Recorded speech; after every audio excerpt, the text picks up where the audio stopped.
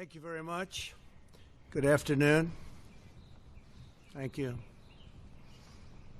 I'm here today to talk about our relationship with China and several new measures to protect American security and prosperity.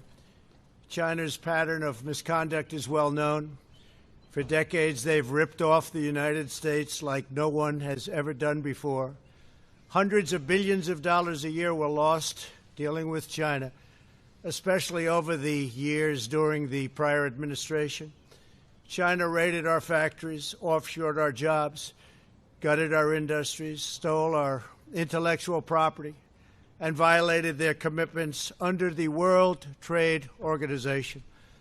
To make matters worse, they are considered a developing nation, getting all sorts of benefits that others, including the United States, are not entitled to. But I have never solely blamed China for this.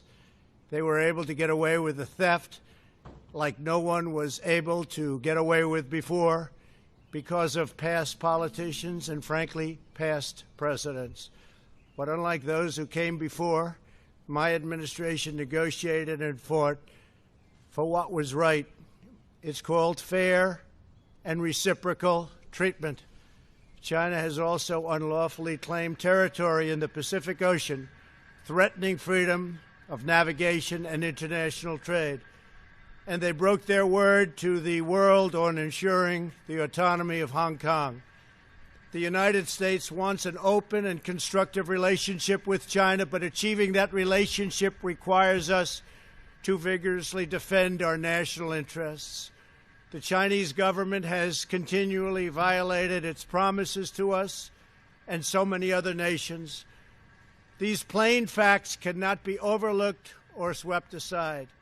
The world is now suffering as a result of the malfeasance of the Chinese government. China's cover-up of the Wuhan virus allowed the disease to spread all over the world, instigating a global pandemic that has cost more than 100,000 American lives and over 1 million lives worldwide. Chinese officials ignored their reporting obligations to the World Health Organization and pressured the World Health Organization to mislead the world when the virus was first discovered by Chinese authorities. Countless lives have been taken and profound economic hardship has been inflicted all around the globe. They strongly recommended against me doing the early ban from China, but I did it anyway and was proven to be 100% correct. China has total control over the World Health Organization, despite only paying $40 million per year compared to what the United States has been paying, which is approximately $450 million a year. We have detailed the reforms that it must make and engage with them directly, but they have refused to act. Because they have failed to make the requested and greatly needed reforms, we will be today terminating our relationship with the World Health Organization and redirecting those funds to other worldwide and deserving urgent global public health needs. The world needs answers from China on the virus. We must have transparency. Why is it that China shut off infected people from Wuhan to all other parts of China? It went nowhere else. It didn't go to Beijing. It went nowhere else. But they allowed them to freely travel throughout the world, including Europe and the United States. The death and destruction caused by this is incalculable. We must have answers, not only for us, but for the rest of the world. This pandemic has underscored the crucial importance of building up America's economic independence, reshoring our critical supply chains, and protecting America's scientific and technological advances. For years, the government of China has conducted illicit espionage to steal our industrial secrets, of which there are many.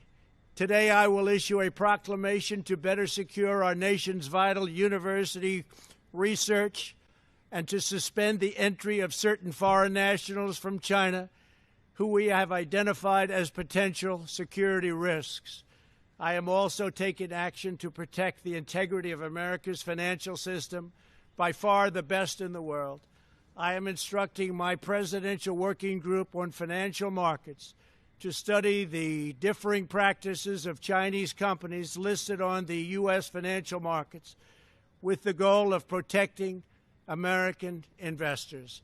Investment firms should not be subjecting their clients to the hidden and undue risks associated with financing Chinese companies that do not play by the same rules.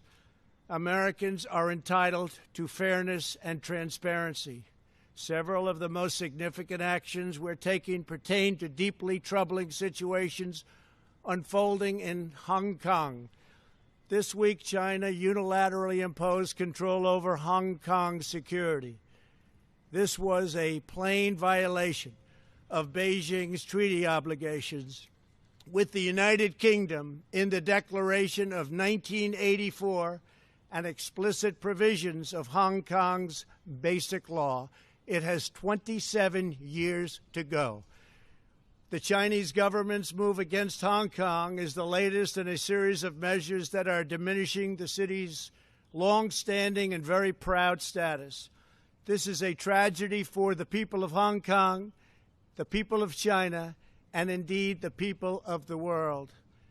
China claims it is protecting national security. But the truth is that Hong Kong was secure and prosperous as a free society.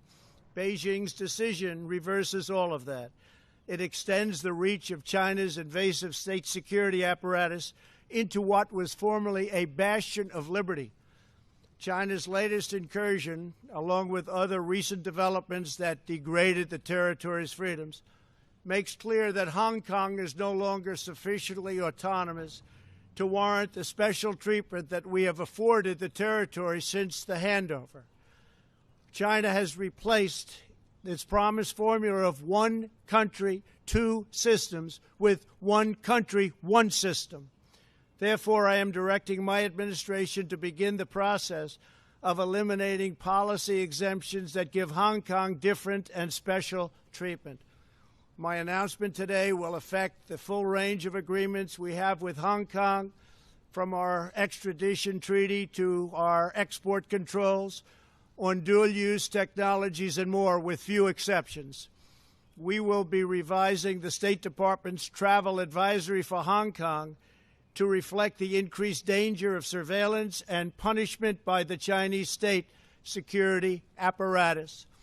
We will take action to revoke Hong Kong's preferential treatment as a separate customs and travel territory from the rest of China. The United States will also take necessary steps to sanction PRC and Hong Kong officials directly or indirectly involved in eroding Hong Kong's autonomy and just, if you take a look, absolutely smothering Hong Kong's freedom. Our actions will be strong. Our actions will be meaningful.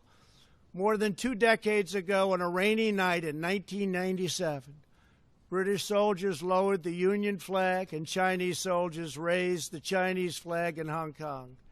The people of Hong Kong felt simultaneously proud of their Chinese heritage and their unique Hong Kong identity. The people of Hong Kong hoped that in the years and decades to come, China would increasingly come to resemble its most radiant and dynamic city. The rest of the world was electrified by a sense of optimism that Hong Kong was a glimpse into China's future, not that Hong Kong would grow into a reflection of China's past. In every decision, I will continue to proudly defend and protect the workers, families, and citizens of the United States of America. Thank you very much. Thank you.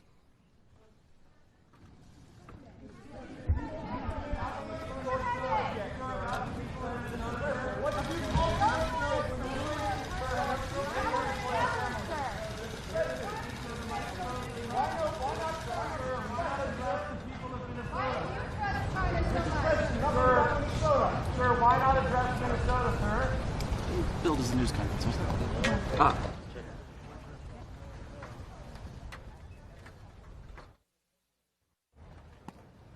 a press conference. Yeah, what happened to press